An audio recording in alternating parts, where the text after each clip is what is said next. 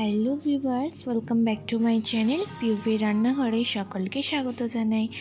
আমার আজকের recipe Bengali combo. এইরকম নিরামিষ কে না খেতে ভালোবাসে, বিশেষ করে নিরামিষ দিনের জন্যে। আমার তো খুবই পছন্দের এই রেসিপিগুলো। চলো আজকে রেসিপিগুলোর নাম বলে দেওয়া যাক। বিউলির ডাল, আলু পোস্ত, ফুলকপি আলু দিয়ে পনিরের তরকারি। চলো দেখে নেওয়া যাক আমার আজকের রেসিপি। আর ভিডিওটি স্কিপ না করে ফুল ভিডিও দেখার অনুরোধ রইল। প্রথমে আমি বিউলির ডালটা করে নেব। একটা কড়ার মধ্যে দিয়ে এখানে বিউলির ডালটা ঢেলে নিয়ে ভালো করে ভেজে নেব। বিউলির ডালটা একটু আমরা ভেজে নিচ্ছি, তোমরা যদি না ভাজো তাহলেও চলবে। প্রথমে বিউলির ডালগুলো ভেজে নিয়ে তারপর তুলে রেখে দিচ্ছি। আর এবার অন্য কড়াইতে সর্ষের তেল দিয়ে তেলটা গরম হয়ে এলে একে একে পনিরগুলোকে দিয়ে দেবো। এখানে পনিরগুলোকে আমি লম্বা লম্বা করে কেটে রেখেছি।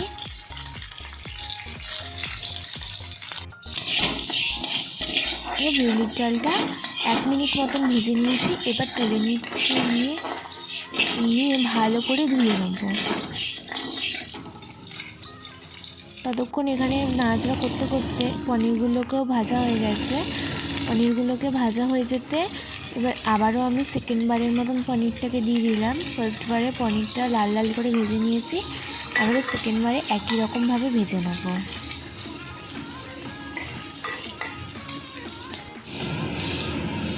পনিরটা ততক্ষণ ভাজা হতে থাক। এইখানে প্রেসার কুকারে অল্প জল দিয়ে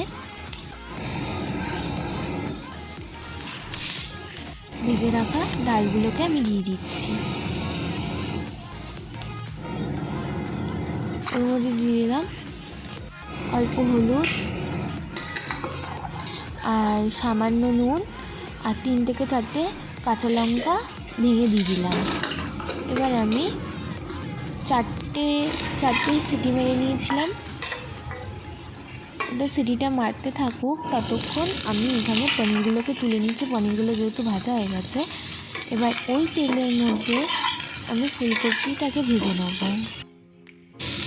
পরে আলুটা দিয়েছি। ফুলকপিটা হালকা লাল হয়ে গেছে, তারপর আমি আলুটা দিয়ে আবারও ভেজে নিচ্ছি। দেখো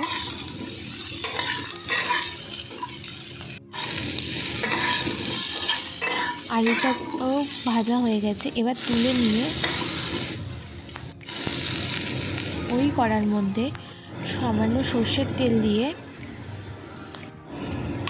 জিরে, একটা তেজপাতা আর একটা শুকনো লঙ্কা ফোড়ন দিয়ে ভালো করে ভেজে নিয়ে তারপর এর মধ্যে একটা মশলা বেটে রেখেছিলাম, সেই মশলাটা দিয়ে দিচ্ছি। আমি মুখে বলে দিচ্ছি কী মশলা দিয়েছি। চালমগজ, পোস্ত, জিরে, ধনে, কাঁচা লঙ্কা বাটা দিয়ে দিয়েছিলাম। এই বাটাগুলোকে দিয়ে ভালো করে দিয়ে কষাচ্ছি। সামান্য জল দেবো, দিয়ে ফার্স্টে দিলাম হলুদ, স্বাদ মতো লবণ আর কাশ্মীরি লঙ্কার গুঁড়ো লাল হওয়ার জন্যে। কষানো হালকা হয়ে এলে তখনই দিয়ে দেবো টমেটোটা।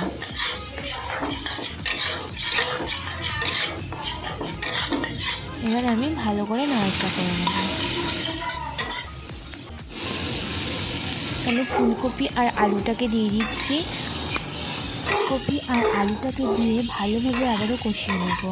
আগে ফার্স্টে মশলাটাকে কষিয়ে নিয়েছি, এবার ফুলকপি আর আলু দিয়ে কষিয়ে নেব। ভালো করে নাড়াচাড়া করে নেওয়ার পর এবার আমি ভেজে রাখা পনিরটাকে দিয়ে দিচ্ছি।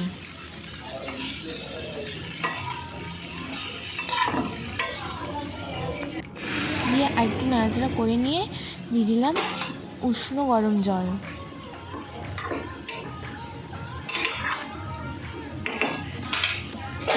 যে কোনো তরকারিতে যদি উষ্ণ গরম জল ব্যবহার করা যায় না, তাহলে স্বাদটা কিন্তু খুব সুন্দর আসে।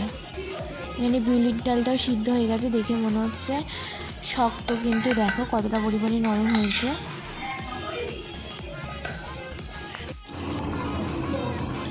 এবার এখানেও দেখি হয়ে গেছে। নামানোর আগে 1 চামচ গরম মশলা আর 1/2 চামচ ঘি দিয়ে ভালো করে নাড়াচাড়া করে নিয়ে নামিয়ে নেব। এবার নামানো হয়ে গেলে এবার ওই কড়াইতে জিরে ফোড়ন, একটা তেজপাতা আর একটা শুকনো লঙ্কা ফোড়ন দিয়ে এখানে একটা মশলা দিচ্ছি। এবার আমি বিউলির ডালটা করছি। মৌরি, কাঁচা লঙ্কা আর আদা বাটা দিয়ে দিলাম। এই ডালটাকে আমি ডাল ঘুটুনি দিয়ে ভালো করে ঘুটে নিয়ে তারপরে আমি এর মধ্যে দিয়েছি,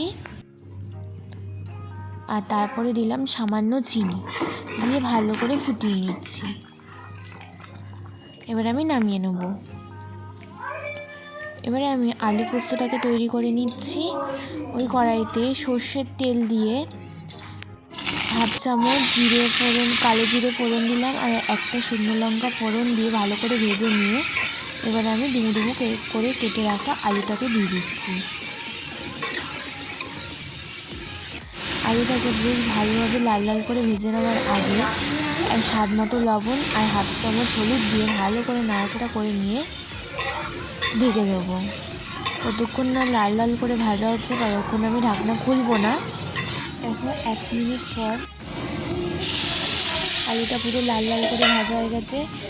ওর মধ্যে আমি সামান্য জল দিয়ে দিলাম। সামান্য জল দিয়ে এবার আমি ঢেকে দেবো। এবার কিছুক্ষণ পর আলুটা সিদ্ধ হয়ে গেলে 50% সিদ্ধ হয়ে এলে তখনই আমি এবার পোস্তটা দিয়ে দিলাম। পোস্ত আর কাঁচা লঙ্কা একসাথে বাটা ছিল, ওটা আমি এবার দিয়ে দেবো। আর ভালো করে শুকনো করে নিয়ে নিলেই আলু পোস্ত রেডি। আর চলো আজকের মতন এই রেসিপিগুলো রেডি হয়ে গেল। এখন বিউলির ডাল, আলু পোস্ত আর আলু ফুলকপি দিয়ে পনিরের তরকারি। আপনাদের কাছে আজকের রেসিপিটা ভালো লেগেছে, যদি ভালো লেগে থাকে একে বাড়িতে অবশ্যই বানিয়ে খাবেন। আর আজকের ভিডিওটি যদি আপনাদের কাছে ভালো লেগে থাকে অবশ্যই লাইক, কমেন্ট অ্যান্ড শেয়ার এবং চ্যানেলটি সাবস্ক্রাইব করে দেবেন। আজকের জন্য এইটুকুই। আবার পরের দিন নতুন রেসিপি নিয়ে হাজির হব। ততক্ষণ ভালো থেকো, সুস্থ থেকো।